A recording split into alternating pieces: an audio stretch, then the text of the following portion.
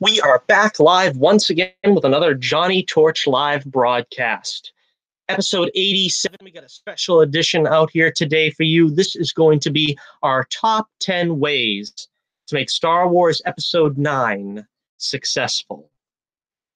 So, as everyone's aware, there are a lot of people not particularly pleased with not only Episode 8, but Episode 7 as well, and the Star Wars sequel trilogy. And we're going to go over the top 10 ways now that they can still save this franchise, this trilogy, the way that they could save the saga, basically. Because a little groundwork, let's lay. I wasn't really thrilled with Episode 7. It was, as many people felt, a rehash of A New Hope, derivative and not entirely original. The characters are set up in some ways somewhat lacking. Let's put it frankly. Rey was a Mary Sue. There was not very far you could take her that she already was in the first movie. I mean, she already had a strong grasp of the Force. There was already a pretty strong indication where she would go. And Episode 8, pretty much, as we all know, Rian Johnson really didn't make good on any of the promises of Episode 7 and pretty much took it in a strange direction, killing off Snoke, killing off Luke, not really giving Rey any training, making Kylo the villain of the piece, which it's arguable that he wasn't ready for that, setting him up to be the sole villain. So we're going to go over the top 10 ways that they could probably still salvage the sequel trilogy, because let's face it, they have a pretty good cast. They also had some pretty strong storylines set in Episode 7. Whether they executed them well or not, and whether they built on them well or not in Episode 8, that remains to be seen. If left to their own devices, could they improve on what was already left by Rian Johnson? It's possible to salvage it, and we'll go through that right now. Okay. Number 10. I think number 10 in the top 10 ways to make Star Wars Episode 9 successful, bounty hunters. Now, this is low on the list, obviously, but there was such a great feeling of the smuggler side of the universe during the original trilogy, Episodes 4, 5, and 6. The bounty hunters were a big element. Going back to the prequel trilogy, we still had bounty hunters. They weren't quite as widespread throughout the galaxy, but of course you had Jango Fett, you had Zam Wesell, you had Aura Singh, which, by the way, gets name dropped in Solo: A Star Wars Story. I was kind of surprised at that, but I won't give any spoilers in case you haven't seen the movie, which a lot of people haven't, but I recommend the movie. I think it was pretty good. You can check out my video for that. Shameless plug. I'm sure there'll be more. But something that was consistent in both the prequel trilogy and the original trilogy was bounty hunters. They didn't just completely eschew the bounty hunter in the prequel trilogy, and I don't think they should do the same in the sequel trilogy. They shouldn't eschew the bounty hunter. That was something that was a cool element of the original trilogy and as well the prequel trilogy. And I think what we need, well, they tried to give us a rogue, quote unquote, like a rogue character in DJ, Benicio del Toro's character in The Last Jedi.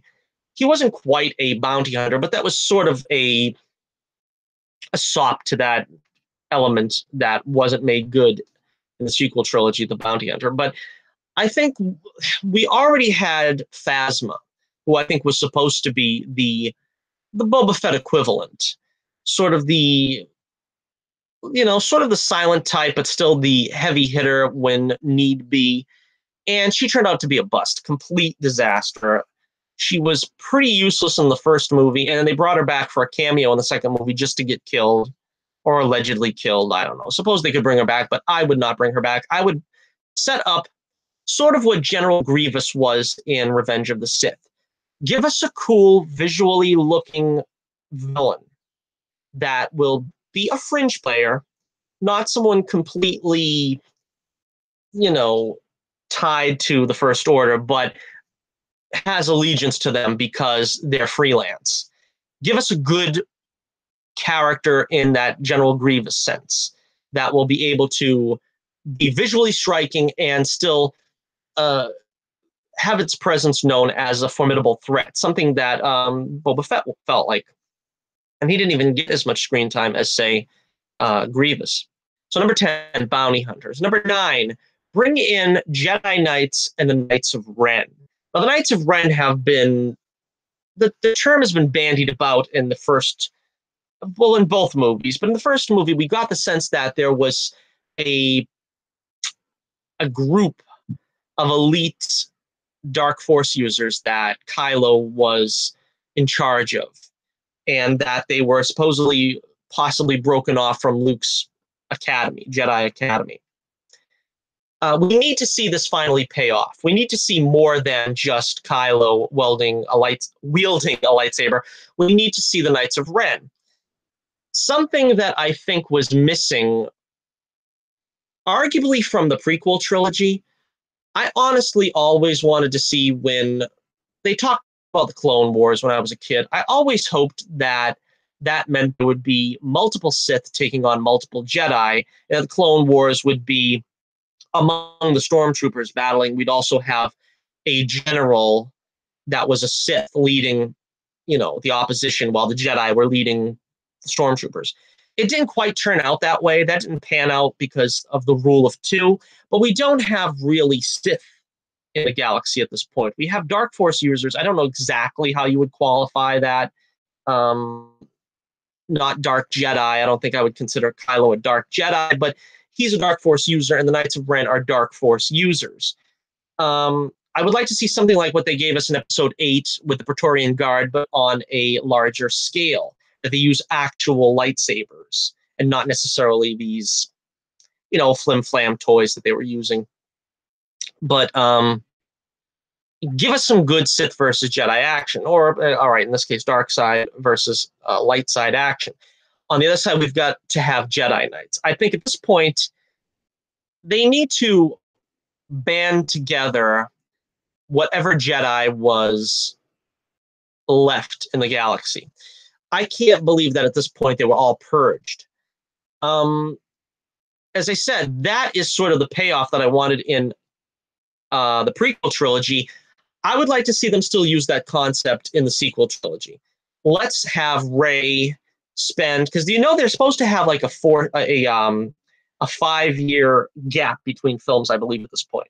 Let's have Rey round up whatever remaining members of Luke's academy, and let's just say that there's a good 30 that survived whatever purge that Kylo and Snoke were trying to do, and bring in a group of Jedi for Rey to lead and lead them against the Knights of Ren. Let us see a good 30 Knights of Ren versus 30 Jedi Knights, or, and they're not fully fledged Jedi Knights. You got to remember, because this was an academy that maybe some were more, well-trained than others, but they're not fully formed Jedi yet at this point. Let's have them, make good what we had. See, I'm not going to try to completely forget Episode 8. Let's build on that. When Luke said, "I won't be the last Jedi," let us see the ramifications of that. Let us see more Jedi. Because the problem is, Kathleen Kennedy and the Brain Trust at Lucasfilm basically made The Force Awakens as the anti-prequels. They didn't want a lot of Jedi, because we got a lot of Jedi in the prequels. They didn't want to see a lot of lightsaber battles. They just wanted to have one Jedi, one Sith equivalent, and let them fight, and then take the saga from there. That's not what I wanted. I wanted to see Luke's Jedi Academy. I wanted to see a large formation of Sith or dark side users. For the purpose of this video, we're just going to call them Sith, because let's face it, that's pretty much what the dark side users were called. And let's see if they want to do it their own way, because the Jedi had to evolve, so to speak, under Episode 8. Let's see the Sith evolve. Let's see there's not a rule of 2. Let's see that these dark side users band together and not that that would go against what was established in the prequels, because they're not full-fledged Sith, but they're marching to their own drum. All right, so that's number 9. Let us have multiple Jedi and multiple Knights of Ren in episode 9. Number 8, make the Force a priority. There really was no real treatment of the Force in these films, and that was what was the most shocking to me, because at the core of the Skywalker saga is the Force. We know Anakin was conceived by the Force. We know that the Force is strong in the Skywalker line. Why isn't the Force a priority in these films? We really didn't. The Force Awakens had absolutely nothing to do with the Force. All it did in that movie was, well, as it said, it awakened somewhat something in Rey. But there was no training involved. And that's, of course, where we come to episode 8. And the training was fairly non-existent. We had Luke. He didn't even really train her. Let's not even pretend that he did. And then we had the cave scene, the cave scene equivalent, which was Rey trying to peer into the future, or whatever that scene was. It was convoluted as heck, but let us put some focus on the Force again in this film. Let us really see Rey in tune with the Force, and let us see Jedi spirits. Let us see the ghosts of Jedi in this one. Perhaps multiple ones. We need to see Yoda, especially, interact with Rey at this point. Possibly Luke. We'll get into Luke Skywalker later and what they can do to redeem the Luke Skywalker arc in this, because he really should be in episode 9. Whether Mark Hamill wants to return, I think will depend solely on what they're going to do with his character going forth as a Force ghost. But we will get into that in a little later. But right now, for number 8, make the Force a priority and show not only Rey's growth in the Force, but show that, as they were trying to do in episode 8, where everybody can use the Force, they need to tap that down. They need to show that this is not something that you can just wake up one day, walk off the street, and you're a Jedi, that you can use the Force, that you can levitate things, that you can do the Jedi mind trick. This is something that takes skill. Anybody can do it, but anybody needs to be trained first. They need to focus on that, tamp down on that, and make it a priority that this is something that Rey had to dedicate herself to in the past 5 years. And that something that she is going to try to pass on to these fledgling students that were under Luke, that she is going to try to be a teacher at this point, but she herself is not completely trained. That's where the Force ghosts come in. I think we're supposed to... I don't think the Force ghosts can train her, because that is something that's kind of flies in the face of the original trilogy. But, I mean, they need to have some visual representation of her progressing. And the way to do that would be to show that she can now interact with Force ghosts. And so while she's not necessarily being trained by them, she has the Jedi text, all the texts. And we just need to see her progression. We need to see that the Force is something that she can be in tune with. That's number 8. All right, number 7, we need more of a focus on the remaining characters, the remaining original trilogy characters. Possibly bring back Lando Calrissian, although at this point, I think they've ruined the chances with that. Lando Calrissian is basically tied to Han Solo. Now that Han Solo's dead, you can bring him back to, chum around with Chewie, but there really isn't that connective tissue anymore to really bring Lando back. But I think if they were really going to make a go of this and try to appeal to the fans of the original trilogy and the prequels, I mean, this is we're talking about saga fans now. I think what they need to do is they need to get Lando in there in some capacity. I would have him be, again, this would call back to Return of the Jedi, but I would have him back as a pilot general. And whatever space battle they're going to have in this film, because you know there's going to be one, have him be the leader of the pilot division. The other thing you can do, while he is sort of taking a hands-on role, we need to have someone replace Admiral Akbar, because unfortunately they didn't really do right by Akbar. They could have kept him in the whole, and they could have kept him in this film had they not blown him up in the last film. But I say turn to the other actors. Turn to the, I know she's aged now, but if Carolyn Blakeston, I believe is her name, wants to reprise the role of Mon Mothma, I would offer her a role here as one of the rebel figureheads, the resistance figureheads, if you will. See if you can get, I'm not sure of the actor's name, but the guy that played General Maydean. There's a couple of other opportunities too. I mean, I think the guy that played General Raykin is dead in real life. Boa was his name, I believe. I'm not sure. You could try to approach Dennis Lawson to resume the role of Wedge, although I don't think he'll take it. I believe he's turned it down already. But you can try to bring back some of these figureheads of the resistance and show that there is some old school rebellion leaders still to turn to, because as it stands now, we don't have anybody. They killed off Admiral Akbar in a crazy way. Carrie Fisher's dead, and we'll deal with that in a moment in my in one of my other number here, top 10 numbers. But and we also lost Holdo.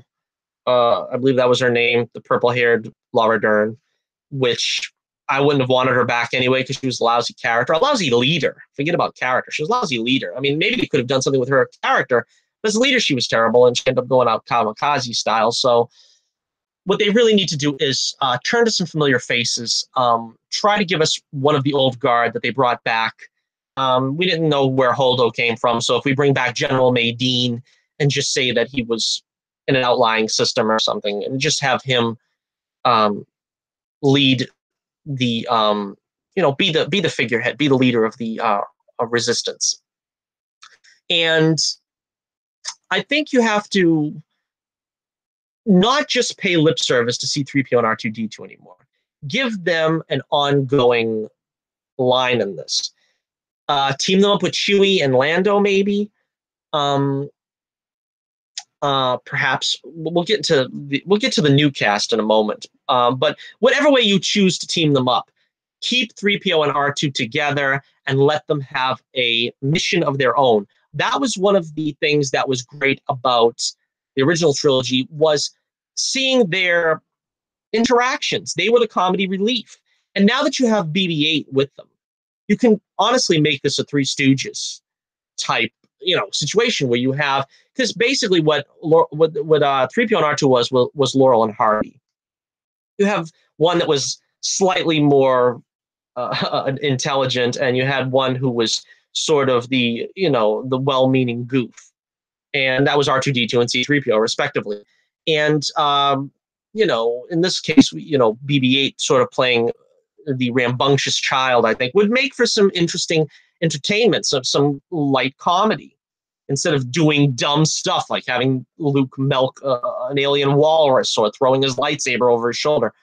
The gentle comedy that came from the original trilogy was effective. And I think that would be a good subplot to have, is to put them in charge of something. Put C-3PO and R2-D2 in charge of BB-8, and BB-8 has to fulfill a mission.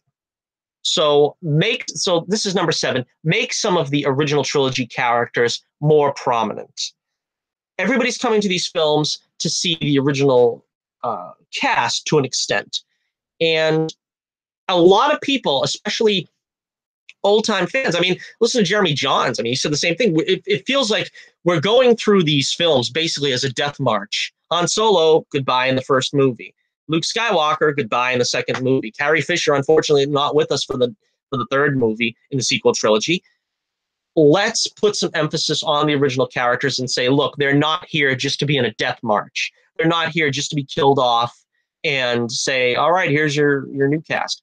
Let's pay tribute to them and respect them by giving them something substantive to do in these films. All right, number 6. let's focus on Kylo Ren. Let us go back to the Kylo Ren that was from The Force Awakens. Kylo Ren had pride in his family roots. He had a obsession with Darth Vader, and that's why a lot of people felt like this character could go places because he was tied to the Skywalker line. He's a Solo, but he's from the Skywalker line. He wanted to emulate his grandfather. He wanted to bring darkness to the galaxy in the same way to, in some way, please his grandfather.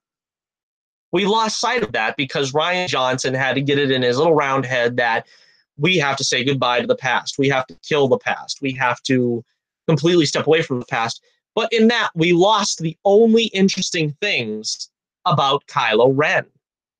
I mean, where do we take Kylo Ren now? What is he? What is there about Kylo Ren that's interesting? There is virtually nothing interesting about the character anymore. The way he was set up by J.J. Abrams and Lawrence Kasdan was that was it. He was the ultimate fanboy. He was the ultimate Darth Vader fanboy. He wanted to emulate Darth Vader. He went so far as to build a lightsaber that was supposedly like an old school Sith relic that would function in that way to prevent him from, getting his hands cut off, which I always thought was a stupid looking concept, to be totally honest with you. But it looks like he'll cut his own arm off with that. But all right, let's say that. But that was the shtick. That was the bit. You got to commit to the bit. That was what he was. He wanted to be old school. He wanted to bring back the old ways. He wanted to emulate Darth Vader. We've got to get back to that. We've got to show that he wants to plunge the universe back into what Darth Vader was doing. And again, that's hard to do when you don't have Jedi. That's why you need Jedi in this film to give purpose to Kylo Ren and why he wants to exterminate them from the galaxy, and they're not fully there yet. The Knights of Ren have not fully extinguished the Jedi from the universe.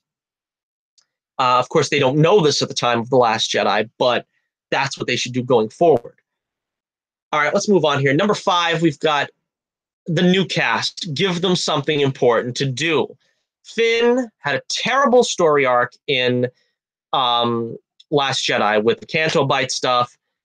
It was awful, and I felt bad for the character because I kind of liked Finn in The Force Awakens.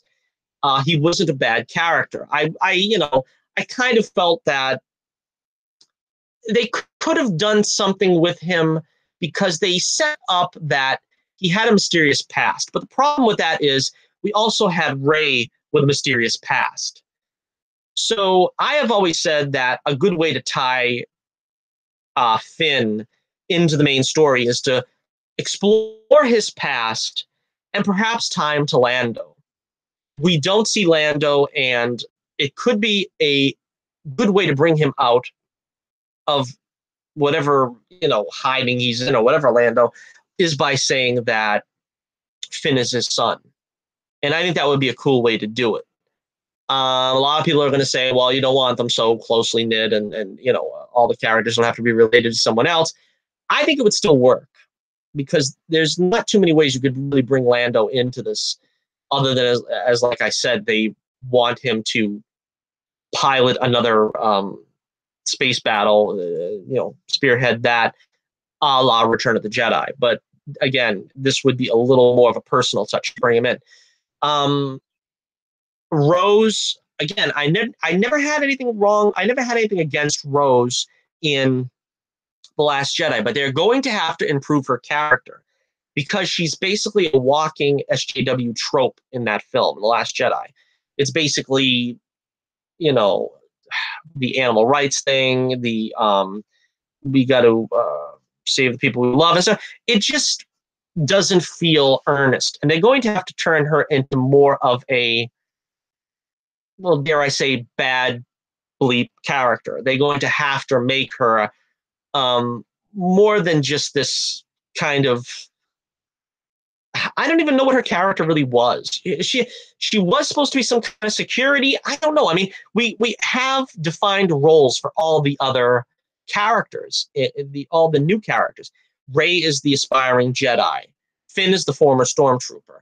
Poe is the resistance pilot ace. What was Rose? Was she the techie? I don't know. I mean, maybe that's what her role can be.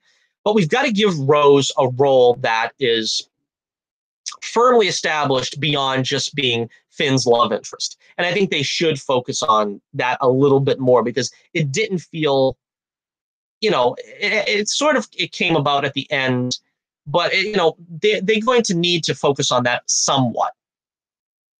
That brings us to Poe. Give Poe something important to do. Give him a Flashuganar mission, for crying out loud. What did he do in The Last Jedi? He was just a pain in Holdo's butt. I mean, because Holdo couldn't, for some reason, entrust him with the plans that they had. And it was just the most ridiculous thing. So he ended up leading a mutiny that really never needed to take place, that didn't accomplish anything, the same way that Finn and Rose's subplot didn't accomplish anything in Episode 8. Give Poe a subplot that is going to be something worth accomplishing. Maybe I would again venture to put him alongside Lando, maybe. If you're going to use Lando, like I said, as a pilot, maybe as a general, to try to lead them into some space battle that is going to need to be done. Let Poe be Lando's right-hand man, and then let him, of course, be the, because Lando, let's face it, Billy D. Williams is not going to see action. If anything, he's going to be in the cockpit of the Falcon for the whole thing.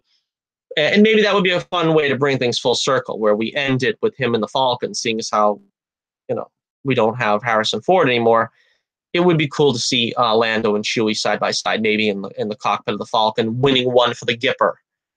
But again, Poe could be the legs and the strong back, to quote Jafar, of Lando when they have to do this mission, this space battle, where Poe is probably going to have to be the smuggler, have to get out and get his hands dirty while the space battle is going on. Maybe he'll have to infiltrate something, and that could involve Finn and Rose, maybe as well. Get them all involved in this mission.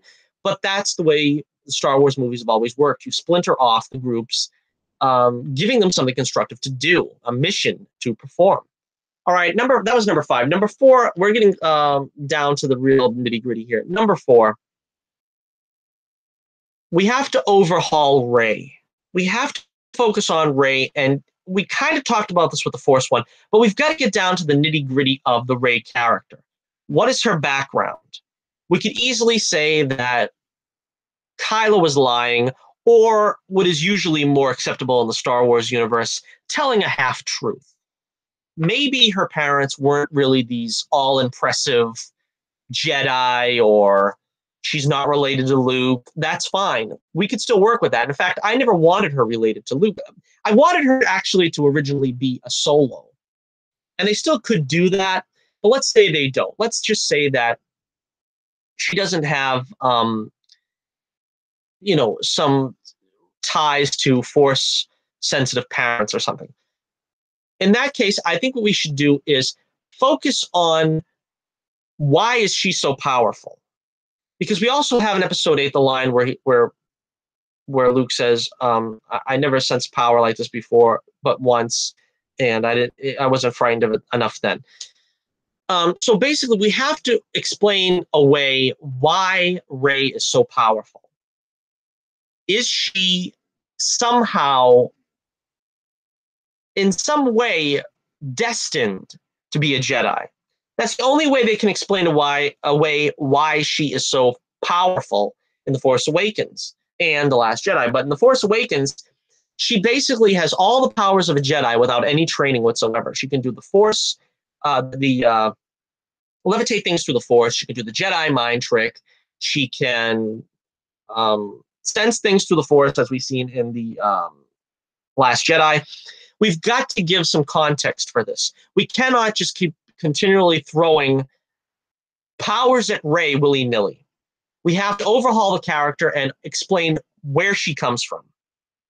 Why is she so, and I dare say we have to go back to the midichlorians. We have to explain why she is so imbued with Force powers. And I would like to see it be because she is a solo. Of course, that makes things awkward because supposedly they were trying for a sort of a quasi romance between her and Kylo. But of course, that's a relationship that was never consummated, and we have precedent in Star Wars for Luke and Leia. They kiss and turn out to be brother and sister later on. Luke is giving loving looks to Princess Leia, and Princess Leia is flirting with him and kissing him for luck. And yet they're brother and sister at the end of it all. So there is precedent for this. And I would go so far as to say that Rey and Kylo didn't even have half as much the flirting, the romantic tension of Luke and Leia. So they could conceivably say later on that Leia hid this from Rey and that she really was Rey's mother. And that somehow they were keeping this from her in order to protect her and keep her safe. And there might be some stretches to this uh, idea, but I think in some way we have to have her related to some kind of force powers. I don't think we can go back to the idea of a chosen one, but there has to be a way to explain away Rey's powers. We have to put it in context. Why is she so powerful? Where does she come from? Even if she didn't come from Jedi stock, she has to have had some kind of explanation why. So that's number 4. We've got to overhaul Rey's character and explain all this. Okay. Number 3, we have to, in episode 9, we have to give some kind of dignified end to Princess Leia. We have to say goodbye to that character because there's a lot of different suggestions about what we can do. We can recast the role. People were suggesting Meryl Streep would take over the role. Some people, of course, also say that we could do the Grand Moff Tarkin thing by CGIing Carrie Fisher into the film entirely. I don't. I seriously don't want to see the role recast. I think George Lucas even said, Mark Hamill actually said that. George Lucas said that if Mark Hamill had died because he was in a car crash prior to Empire Strikes Back, if he had died, he wouldn't have recasted Mark Hamill. He wouldn't have casted Luke Skywalker with a different actor. He would have just made Luke's brother be a long lost twin brother or something that came into the story or something like that. And that's kind of the same thing that I'm thinking here. I don't think it's respectful to recast the role. I think what they should do is, rather than entirely have the death take place in between movies, they probably could CGI the character, CGI Princess Leia for maybe one scene, have her be, I don't want to write the movie, but you could do it in any number of a million ways. You could have her being ill and do something similar to Yoda, where she's like maybe in a sick bed talking through a hologram to Rey or something, and she ends up, dying and maybe joining the Force. You could have her do basically what happened in the Last Jedi, where she was almost blown up by the cruiser before the more ridiculous element of the Mary Poppins scene. So basically, you got to give Princess Leia dignified, and I think what they should do is, as I said, probably use some CGI to put the character in perhaps for one scene, and maybe we'd have to get a voiceover actress. Maybe that would be as disrespectful as getting another actress. But the thing is, I think you have to pay it off. You have to pay off Leia's character. You can't just say in the opening crawl, she died and left this, this resistance in the hands of Rey and Finn and Poe. You can't just do that. You have to pay it off in some way. So I think what really needs to happen is they have to have some kind of compromise.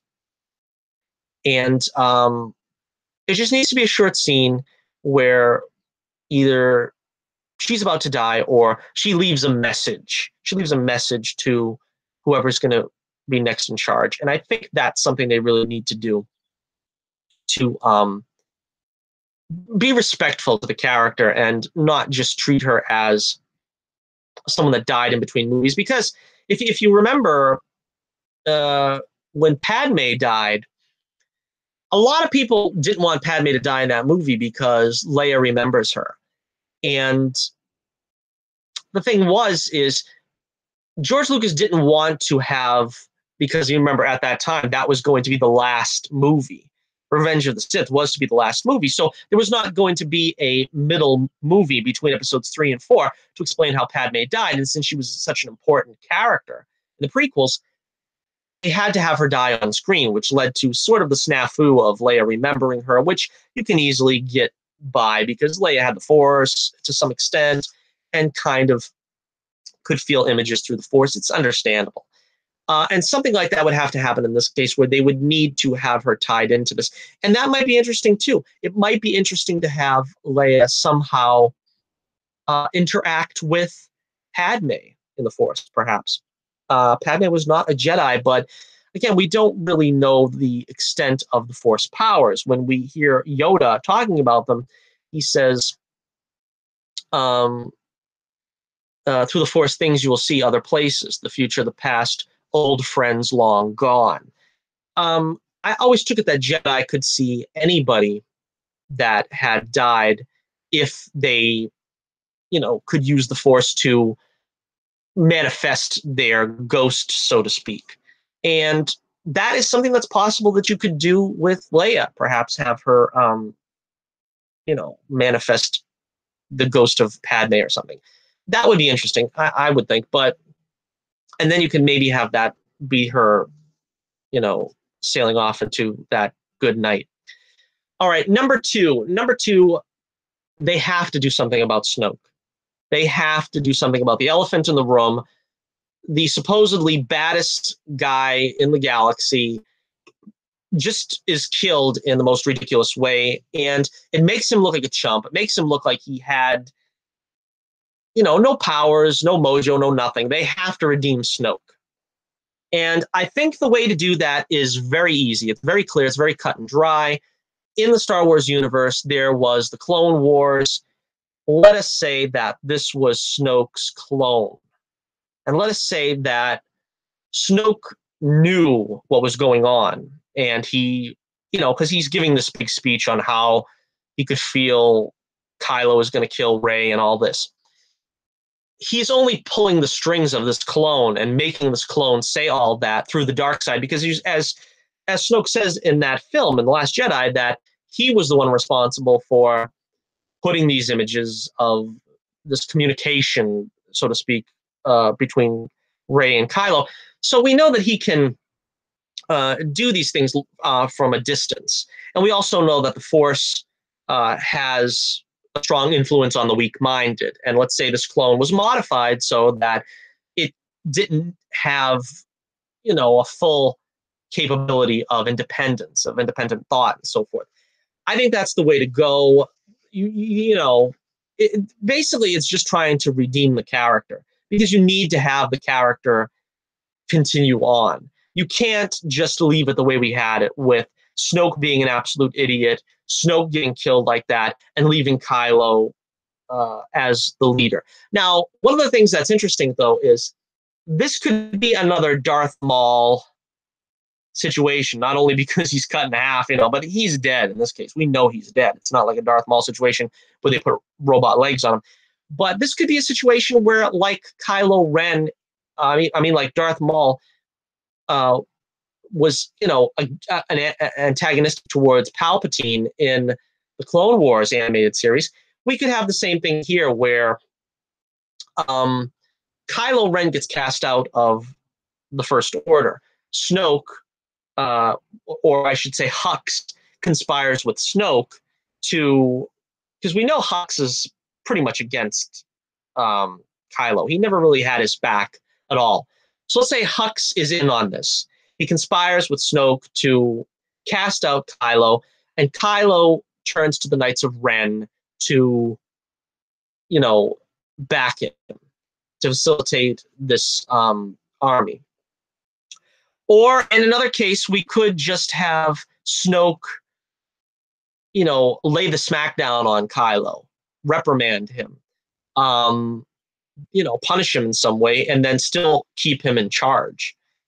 And Kylo would not be strong enough to resist him and would have to take orders from Snoke. That's another interesting scenario.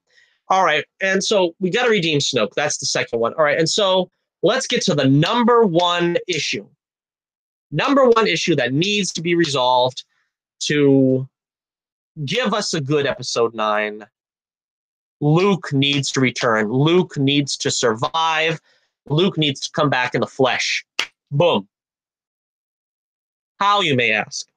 Now, first we have to talk about the elephant in the room. Does Mark Hamill even want to come back? Because The Last Jedi left such a bad taste in his mouth. Not only do we want to come back, does he want to come back?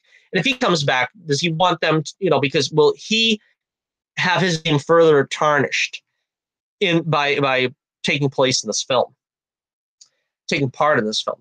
I think he would come back under the right circumstances, and I believe these are the circumstances. We all know that a Jedi can survive and retain his identity if they come back in the Force. Mark Hamill has also gone on record as saying that not only might he come back as a Force ghost, but we don't know the extent of what Luke's powers are. Luke may have teleported himself to another planet or whatever.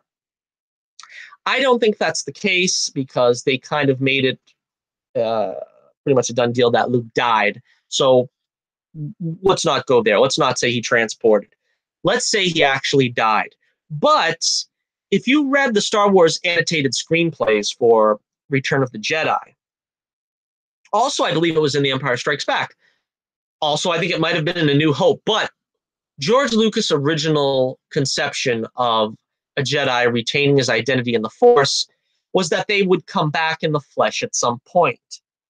He changed his mind on this because in Return of the Jedi, the original script, one of the original scripts, was to have Obi-Wan return in the flesh and be at Luke's side during the confrontation against the Emperor and Vader.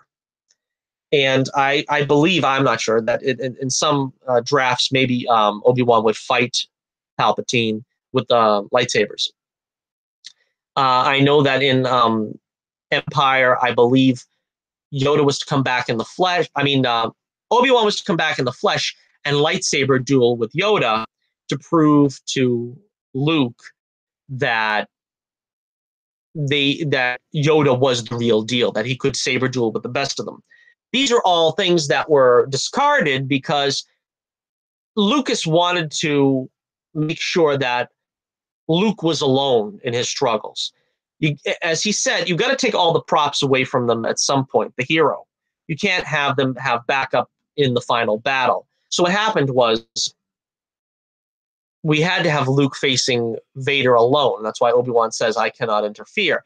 We needed to have Luke face Vader and the Emperor alone, and that's why both Obi-Wan and Yoda only returned as Force ghosts. But let's say the entire plot of The Force Awakens had to do with Luke Skywalker is missing. Why was he missing and what did he do? He went after the first Jedi Temple, we're told, by Han Solo. Now, again, Roundhead Ryan ended up ruining that whole plot and just making it that Luke wants to go off and die. But, we're going to try to soft reboot Luke's character from this point. And the idea was that he went to the first Jedi Temple, found the original Jedi text, and in these texts, he learned the ability to retain his identity in the Force and to return in the flesh. This is what needs to happen.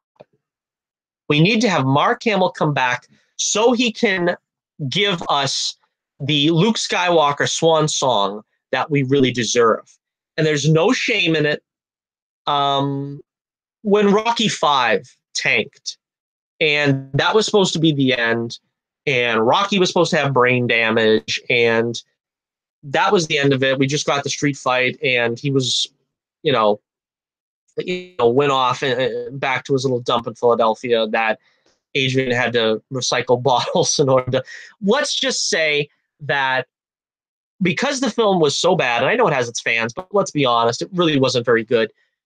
We want to put the character out to pasture on a successful note, on a high note. So in comes Rocky Balboa. We get Rocky's last hurrah. He goes into training one more time. He takes on an adversary one more time. Doesn't win, but it's a moral victory. And so that's how you send out a character. Yo, Adrian, we did it one last time. And that's it.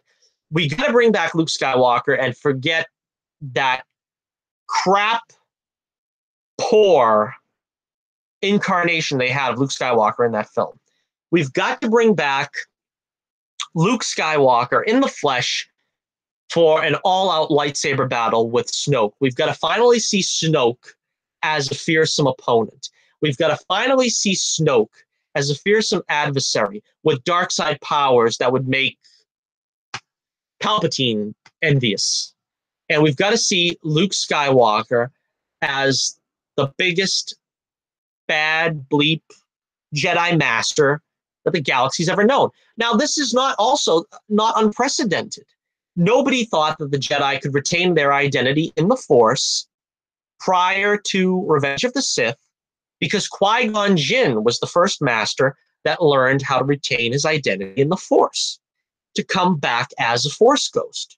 So if this was something that was first learned by someone, that George Lucas never was able to fully explain this, possibly because Liam Neeson didn't want to come back, and for whatever reason, he just mucked up the whole prequel trilogy with that explanation, because he couldn't explain it after Qui-Gon wouldn't come back.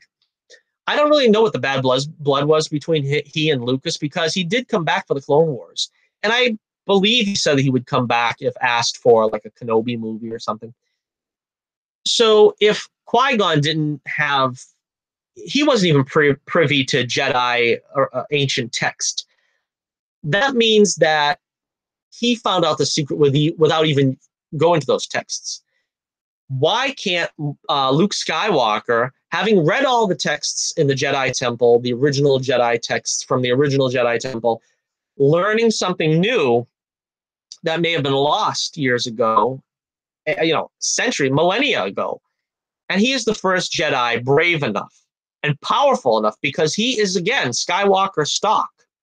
He is powerful enough to put this ancient practice into effect and manifest his physical body once again in the Force, because we saw it disappear. And, he'll be back in the flesh. He won't have a robot arm again anymore, a robot hand, or whatever. That is the way to go. And give us a Luke Skywalker that we all remember. Give him a scene with 3PO and R2. Give him a scene with Chewbacca. Give him some scenes with Rey where he is optimistic, where he's upbeat, where he's that little glimmer of the old Luke Skywalker that we saw at the end of The Last Jedi, when he comes back and, faces Kylo Ren in what that mock battle was. They kind of gave us a glimmer of what Luke Skywalker would be if, he was an aged Jedi master. But they can extrapolate on that by actually having him be an upbeat, positive, optimistic character, and have that character come back in the flesh to guide Rey as she is, as I said, trying to put together the next generation of Jedi. He comes back in the flesh to help her and to continue on and basically show what we wanted from the very beginning, which is Luke leading a new generation of Jedi. And that's all I think the fans would ask for. That would go a long way in appeasing the fan base, because a lot of people have said this. I remember Grace Randolph said, and I don't always agree with her. Grace Randolph said, if Luke Skywalker had a great lightsaber battle at the end of The Last Jedi, it would go a long way as to appealing to fans. It would make up for that whole movie. Well, maybe not, but it would at least be a step in the right direction. John Campea, another personality that I don't always agree with. I don't agree with his take on the prequels and stuff. I don't agree with his, being a fan of The Last Jedi. But prior to The Last Jedi coming out, what was the things he said he wanted to see the most in The Last Jedi? Give Luke Skywalker a bad bleep moment. I don't know why I have to censor myself for. It's just my way on this channel. But we want to see Luke be the bad bleep. We want to see Luke go to town on an adversary, or maybe a bunch of dudes, or like I said, maybe against a Rancor. Be creative. The Last Jedi is not creative with what Jedi Master Luke Skywalker would do. Grand Jedi Master. This is the best of the best. This is the son of the chosen one. This is the only other person in the galaxy that probably has as many midichlorians as Darth Vader did, has as much force power as Anakin Skywalker did. Put that on display. Don't sit him on his duff on an island for a whole movie and have him do beams. Give him a moment of all moments to show him, even if it's not against Kylo Ren this time, make it against Snoke, make it against a Rancor, make him be leading the young Jedi into battle. And they already sort of killed him off, so I wouldn't kill him off in this film. Not everybody has to die, and especially, as I've said many times, Mark Hamill is the greatest stand-up guy for Star Wars. Harrison Ford had to be brought kicking and screaming. Carrie Fisher maybe to a slightly less extent, but still kicking and screaming. Mark Hamill was a trooper. He wanted to be Luke Skywalker one last time and, bring out the trilogy on a high note.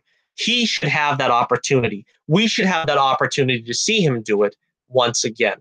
So again, those are the top 10 keys to victory. You know how the boxing, the keys to victory, those are the top 10 keys to victory.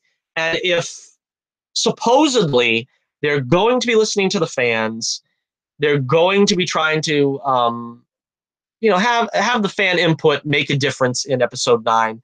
These are the things that would go a long way as to making episode 9 something that will bring the fans back. Because I can tell you, I liked Han Solo, the prequel, the Solo, A Star Wars Story. It's ridiculous to have to say that, but I guess the Han Solo movie doesn't roll off the tongue either. But I liked Han Solo, A Star Wars Story. And you see the box office that did, and that was a good movie. Maybe not a great movie, arguably, but a good movie. Episode 9 is following two bad movies, or at the very least, a bad movie and a mediocre movie in episodes 8 and 7. Nobody is going to want to see episode 9. They are, or should be, they would be wise to take as much constructive criticism from the fans as they can as of now, while they still have a year and a half before the movie is to be released. Of course, they got to be getting into production very soon. Take an extra 5 months if you have to. Find out what the fans want. Actually listen to the fans like Kevin Feige does with Marvel. Actually get some viewer input. See what the fans want and, basically take the best ideas from the fans and glean what is best for Star Wars by listening to the Star Wars fans. These are my top 10, what I think would bring episode 9 and Star Wars, the sequel trilogy, into its greatest glory. And that, I hope, is what they'll do and take seriously. Oh, Splash Page Comics has joined us. Hey, Mr. White Gloves. I haven't seen Mr. White Gloves here in a while, so it's cool to see you. He says that he'll watch the show on Rewind. Thank you, Mr. White Gloves. And I'm going to check out some of your videos, too. I know I've gotten behind on some of those videos, but check out Mr. White Gloves' channel, Splash Page Comics. And I want to thank everybody for joining me here on this live broadcast, this special edition. What are your top 10 suggestions on how to bring Star Wars Episode 9 into a good place? What would make episode 9 something you'd want to go see and a worthwhile endeavor. After all the shenanigans and stuff that's been going on in Lucasfilm, what would your best top 10 suggestions be to Lucasfilm to give us a worthy episode 9? All right, so until next we meet, this is Johnnie Torch reminding you once again, keep the flame burning brightly, and I'll be with you again real soon.